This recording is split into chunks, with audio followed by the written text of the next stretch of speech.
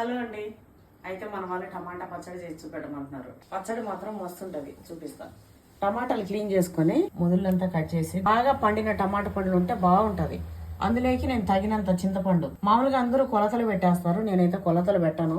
ఇవి ఒక 3 కిలో టమాటా ఉంటే దాంట్లోకి ఇంత చింతపండు వేసిన, అట్లనే దానిలో ఉప్పు వేసిన, అట్లే దీనికి సరిపడా కారం కూడా వేసేస్తున్నా, అందాసుగానే అన్ని అంతే. పోపుకైతే ఇగో ఎల్లిపాయలు, జీలకర్ర, ఆవాలు, ఒట్టిమిరపకాయలు, కొంచెం మెంతులు, ఇది ఫ్లేవర్ కోసం.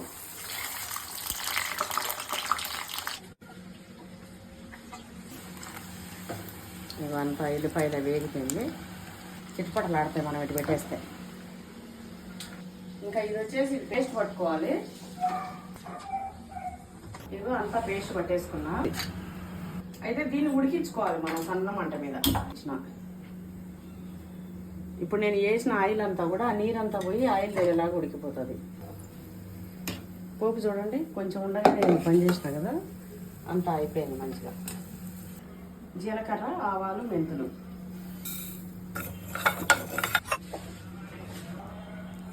ఇవి వేయించుకొని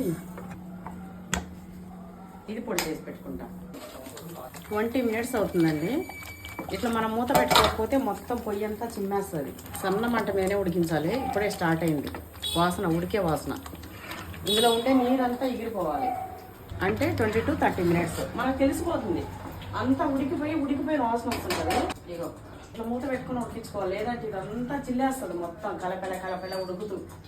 అయిపోయింది మొత్తానికి. ఇది అయిపోయే లోపల చూడండి, పప్పు చేసిన టమాటా రసం. అంటే ఇంత టైం పట్టింది అన్నట్టు, సిమ్లోనే పెట్టి ఇంతసేపు. వాటర్ మొత్తం అయిపోయింది, బాగా ఉడికిపోయిన స్మెల్ కూడా వచ్చేస్తుంది. ఉప్పు చూసుకోవాలి మనం, కరెక్ట్గా సరిపోయింది. అది చల్లారినాక మనం పోపు కలుపుకోవడమే. చల్లారిపోయిందండి. ఇప్పుడు ఇందులో జీలకర్ర, ఆవాలు, మెంతుల పొడి ఉంది కదా, అది కలుపుతున్నాం.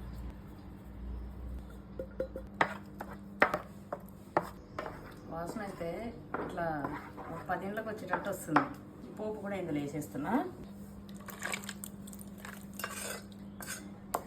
టమాటా పచ్చడి అయితే రెడీ అయిపోయింది.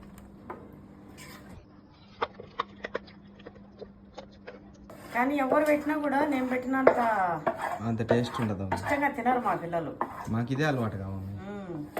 టేస్ట్ కూడా ఇదే భలే ఉంటుంది. అంతే అండి, టమాటా చట్నీ రెడీ అయిపోయింది.